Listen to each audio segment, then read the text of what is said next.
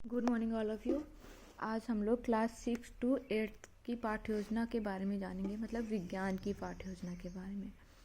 तो पहले हम लोग दिनांक, विषय, चक्र, कक्षा, प्रकरण, अवधि ये सब डालते हैं, जो कि हमारा क्लास 6 से 8 तक मतलब ये फॉर्मेट है विज्ञान का।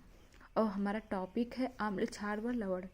जैसा कि हमें पहले से ही पता है, सामान्य उद्देश्य विषय से संबंधित होते हैं, तो ये हमारे सामान्य उद्देश्य जो है विषय से संबंधित हो जाएंगे। फिर दूसरा आता है विशिष्ट उद्देश्य। विशिष्ट उद्देश्य हमारे क्या होते हैं? टॉपिक से संबंधित। तो विशिष्ट उद्देश्य के 3 प्रकार होते हैं। हम लोग पहले क्लास 1 से 5 तक ये ज्ञानात्मक, बोधात्मक, कौशलात्मक हेडिंग ना डाल के ऐसे ही लिखते थे। अब हमारा बड़ी क्लास का है तो हम लोग ये हेडिंग डाल के लिखेंगे। तो पहला हमारा क्या हो जाएगा? ज्ञानात्मक उद्देश्य। तो ज्ञानात्मक उद्देश्य कैसे लिखते हैं हम लोग? ज्ञानात्मक उद्देश्य में क्या लिखेंगे? छात्र अम्ल, क्षार व लवण के बारे में जान सकेंगे, मतलब उनका ज्ञान प्राप्त कर सकेंगे। और दूसरा आता है बोधात्मक उद्देश्य। छात्र अम्ल, क्षार व लवण को समझ सकेंगे, मतलब बोध कर सकेंगे उनका। फिर कौशलात्मक उद्देश्य आता है। कौशलात्मक उद्देश्य में क्या हो जाएगा? छात्र अम्ल, क्षार व लवण को दैनिक जीवन में सही ढंग से उपयोग कर सकेंगे। फिर आती है हमारी सहायक सामग्री। जो भी हम टीचिंग मटेरियल यूज़ करेंगे टीचिंग के दौरान, वो हम यहाँ सब लिख देंगे। नींबू, सोडा, नमक, नीला तथा लाल लिटमस पेपर तथा अन्य कक्षा उपयोगी सहायक सामग्री। फिर आता है हमारा पूर्व ज्ञान। तो हम बच्चों का प्रीवियस नॉलेज भी देखते हैं। तो पूर्व ज्ञान में क्या हो जाएगा? छात्रों को पदार्थों के स्वाद के बारे में सामान्य जानकारी है। फिर आते हैं हमारे प्रस्तावना प्रश्न। प्रस्तावना प्रश्न कैसे बनाएंगे?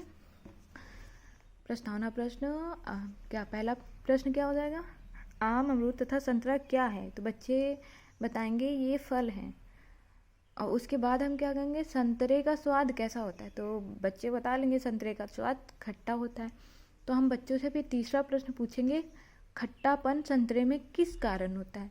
तो बच्चे नहीं बता पाएंगे। तो ये हमारा हो जाएगा समस्यात्मक प्रश्न।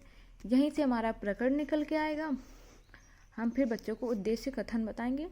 आज हम लोग विज्ञान विषय के अंतर्गत आम्ल, क्षार तथा लवण के बारे में अध्ययन करेंगे। विस्तृत नहीं लिखेंगे, सिर्फ लिखेंगे अध्ययन करेंगे। यहीं से हमारा टॉपिक निकल के आता है। उसके बाद हमारा आता है प्रस्तुतिकरण। तो प्रस्तुतिकरण में क्या ऐसे पहले ये ऐसे कॉलम बनाते हैं। पहले कॉलम में क्या लिखेंगे? शिक्षण बिंदु। फिर दूसरे में छात्राध्यापिका क्रिया। फिर तीसरे में छात्र अनुक्रिया और शिक्षण विधि।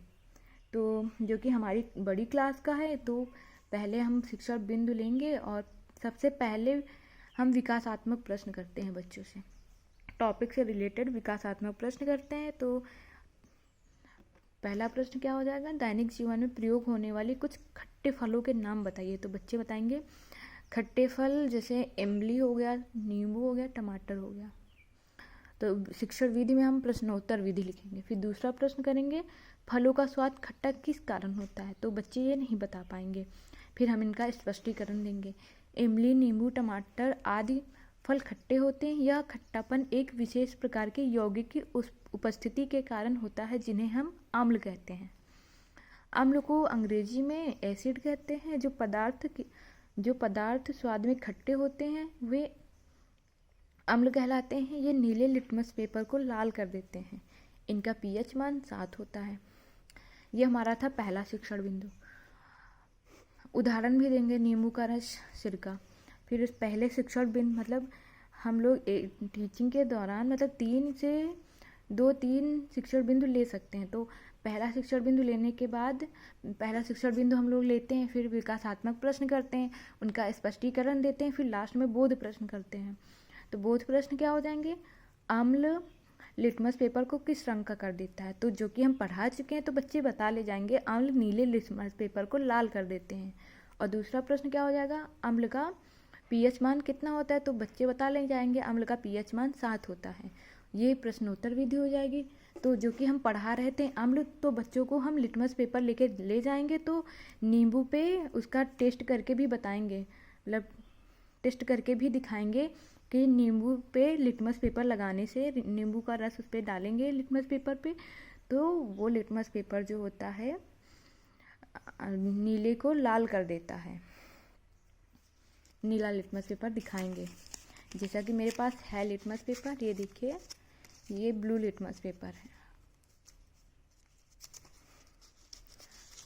बच्चों को करके दिखा सकते हैं ताकि बच्चों को सही से समझ में आ जाए। ये अम्ल के उदाहरण है, ऐसे डायग्राम बना सकते हैं। ये देखिए। फिर दूसरा हम शिक्षण बिंदु लेंगे क्षार। दूसरा शिक्षण बिंदु लेंगे तो फिर हम विकासात्मक प्रश्न करेंगे बच्चों से। कुछ ऐसे फलों व सब्जियों का नाम बताइए जिनका स्वाद कड़वा होता है।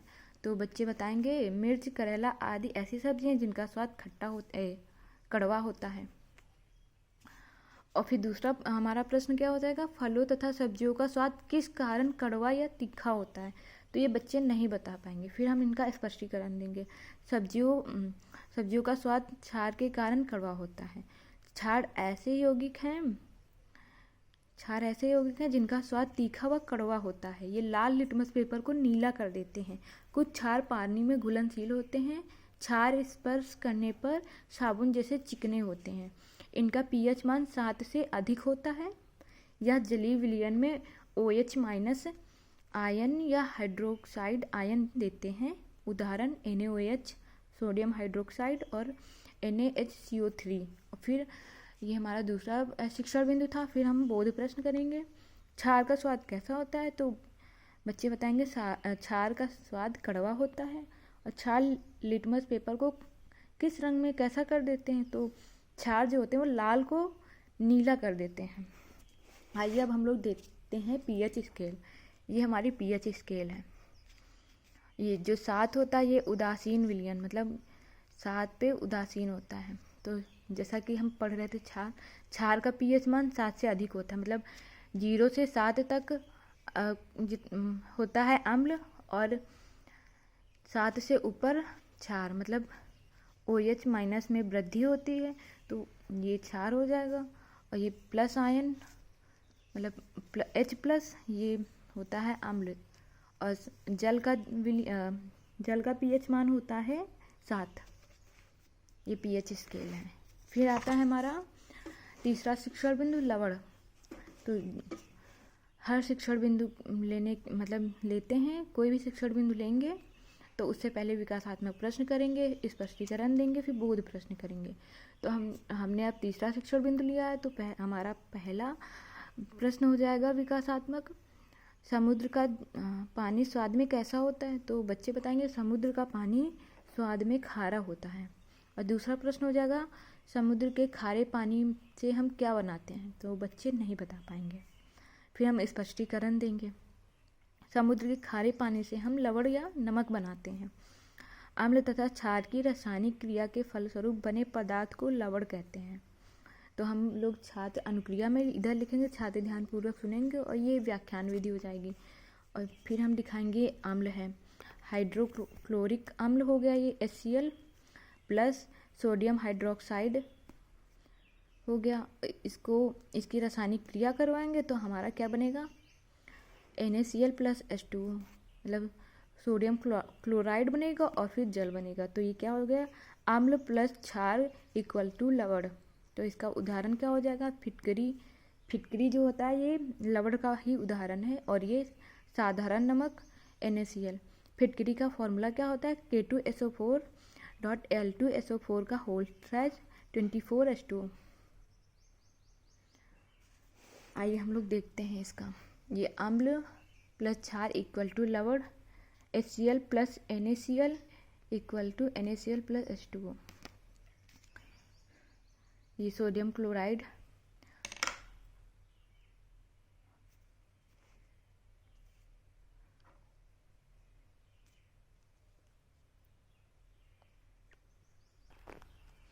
HCl प्लस NaOH मिलके सोडियम क्लोराइड बनाते हैं, प्लस H2O निकल जाता है जल। ये हो गया हमारा लवण। फिर हम बोध प्रश्न करते हैं। बोध प्रश्न पहला क्या हो जाएगा, अम्ल और क्षार की क्रिया से बनते हैं। तो अम्ल और क्षार की क्रिया से क्या बनते हैं, लवण बनते हैं।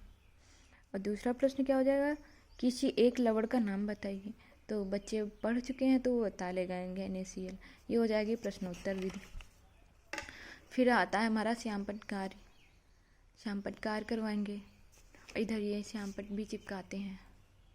फिर हमारा निरीक्षण कार्य आता है, फिर बच्चों से पुनरावृत्ति प्रश्न करवाते हैं, फिर लास्ट में गृह कार्य देते हैं। बस हमारी टीचिंग समाप्त। Thank you.